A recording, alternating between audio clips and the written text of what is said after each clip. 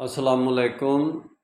जैसे इसराइल और Iran underground मिले हुए थे मोसाद के साथ और ईरान के खुफिया सीक्रेट सर्विस के लोग, और उन्होंने टारगेटेड हमले उन लोगों पर करवाए कि जिनको वो दोनों हुकूमतें अपने अंदरूनी मामलात में आप ही पसंद नहीं करते थे। तो वो दोनों तरफ से यानी कि उनकी मुखबरी करके उनको मारा गया।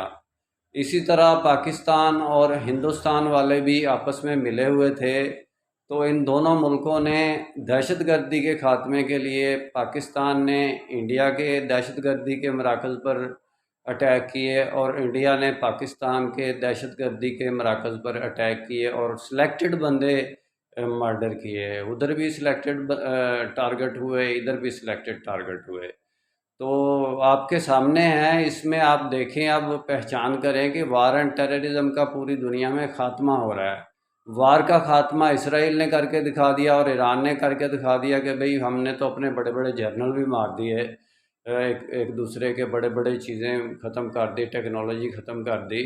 और terrorism, war and terrorism Pakistan और इंडिया ने ख़त्म करके दिखा दी कि हमारी बस हो गई है भाई, हम इस मामले से उकता गए हैं और हमने ये ख़त्म करके दिखा दी। और ये मिली भगत से ही काम हुआ है। और कौन सा यानी कि इंडिया के पास इतने जदीद ज़राए थे कि वो पाकिस्तान को कि वो उन यानी टारगेट को अटैक करते कि जो इंडिया को ख़बर भी नहीं। और पाकिस्तान को क्या यानी कि किधर से ख़बर आ गई थी कि वो इंडिया के उन टारगेट को अटैक करता है कि जो इंडिया के अंदर पाकिस्तानी एजेंट होंगे, पाकिस्तान के अंदर इंडियन एजेंट होंगे। ज़ाहिर है कि यहाँ तक ये मालूमात मिलती हैं और ये शवाहिद मिलते हैं जिनके साफ पता चलता है कि मुखबरी के बगैर ये काम नहीं हुए, टारगेटेड हमले हैं।